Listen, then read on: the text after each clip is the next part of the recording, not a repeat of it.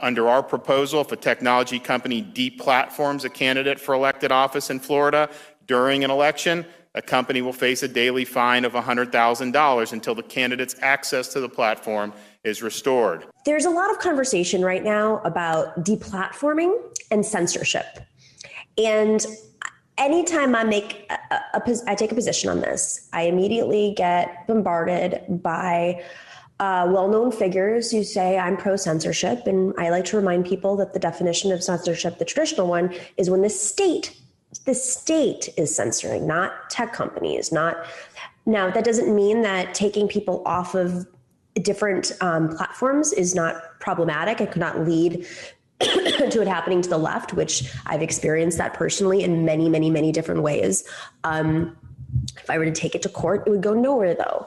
That's the problem with these private companies and these monopolies. It's the system that is creating these problems. With that being said, when I call someone out like a Joe Rogan or Spotify out, who awarded him with hundreds of millions of dollars as the largest podcast in the world, and he has on far-right, alt-right, in some cases, people who line with white supremacists, boogaloo boys, and he puts out messages like about vaccines or that mimic Q or deny, question whether or not COVID is real. I mean, these are things that we can't say on YouTube, just to make that very clear, because there are community standards. There's standards and editorial rules, just as a newspaper you can't say,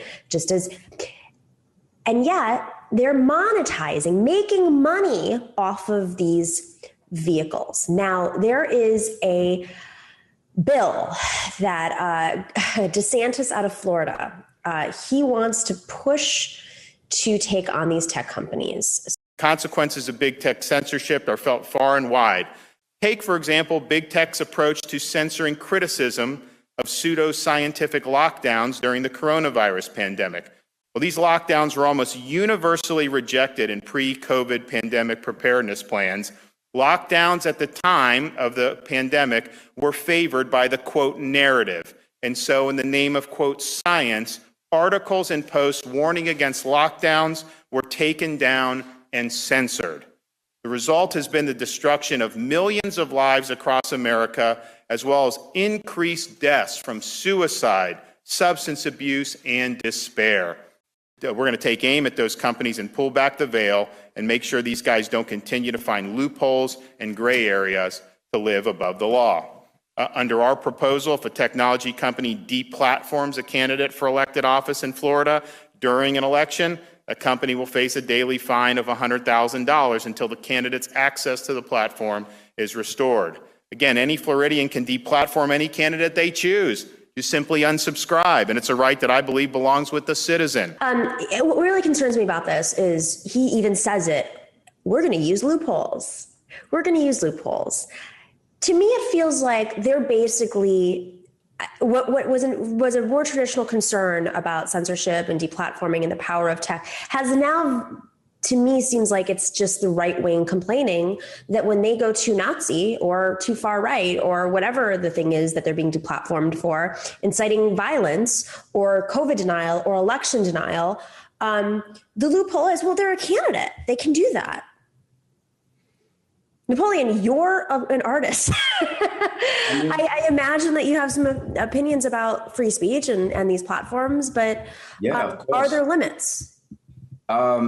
I mean, like they'll have terms of use and things that you sign up for when you get on these platforms. I do agree that there is a problem with I faced with a problem actually last week on Facebook. My page is verified, and they weren't giving me access to my own page, saying that I reached a certain type of audience and they had to verify me, and I verified myself the whole way. And they restricted my access for, like, I had to get somebody to help me to get it back. So there is a problem with them having so much power and certain people don't have recourse. But the way DeSantis is positioning it is strictly political. It's strictly to support the people from his ideology. It has nothing to do with fairness or anything like that. That's why I don't agree with his intent when it comes to doing what he's doing. Yeah, I mean, just the obvious answer is to be breaking up these tech monopolies so they don't have so much power in the first place. Like I don't want either, CEOs or, some boardroom deciding whether I can be on a platform as much as I don't want the government deciding that either. And the answer to that, I think, is to have these platforms have less power, not for the government to pass laws so that, they can cry if their party violates terms of service because they're so outrageous. Well, I mean, it's like, where's the limit too? Listen, like some of these folks have been saying things that are actually just against the law. Like to incite violence is not about platforming or free speech. It is against the law. So, I think like when they're trying to create this like left-right alliance on this issue, it gets very murky. And there are some very legitimate concerns about big business, as we're all concerned about monopolies. But when it goes from an anti-monopoly conversation, as you just said, Joshua, into this like crybaby, oh my God, I got called out for inciting violence or being a denier of science and having a very large platform, not to mention that they, listen, if this were a fair game, if it was just about unfollowing somebody, then okay, fine. But we don't live in a democratic space. These monopolies are monetizing algorithms that push forward that they make money off of accounts that are spreading falsehoods. They make money off of hate and anger. I mean, I'm telling you, if we were all fighting right now on this platform, I'm going to tell you, it's probably going to do a lot better in clicks than what it will. So, you're wrong. That's it.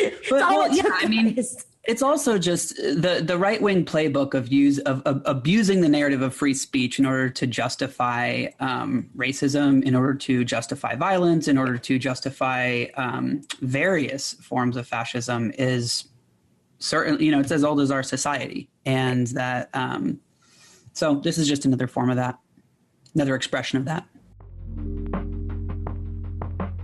Thanks for watching and listening to The Nomiki Show. But remember to click like and subscribe on YouTube and please share on social media. If you're not already a patron, please join us for as low as $5 a month on patreon.com/The Nomiki Show for early and special content. That investment makes a huge difference. We are not corporate media raking in the dough. It's really you guys that are keeping us going. So please consider being a patron. And to our current patrons, thank you so much. We are incredibly grateful to you. We also now have swag. So check us out on thenomikishow.com to get your mugs, your totes, and your stickers.